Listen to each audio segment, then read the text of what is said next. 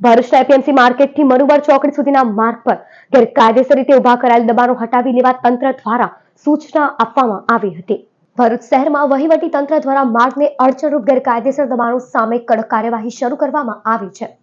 શહેરના મુખ્ય માર્ગો પર વધતા દબાણોને કારણે વાહન વ્યવહાર પર પણ અસર પડી રહી હોવાના પગલે પાલિકા તંત્ર હરકતમાં આવ્યું છે, જેના કારણે દબાણકારોમાં ફફડાટ ફેલાયો છે।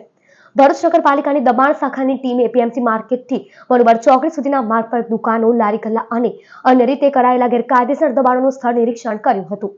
દરમિયાન તંત્ર દ્વારા દબાણકારોને મૌખિક તથા લેખિત રીતે સૂચના આપવામાં આવી હતી કે તેઓ સ્વયં ગેરકાયદેસર દબાણો તાત્કાલિક હટાવી લે।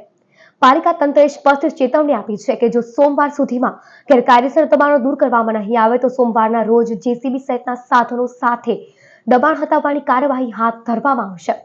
લોકોની સલામતી અને માર્ગ વ્યવસ્થા સુચારુ રાખવા માટે તંત્ર દ્વારા આ અભિયાન શરૂ કરાયું હોવાનું પાલિકા અધિકારીઓએ જણાવ્યું છે।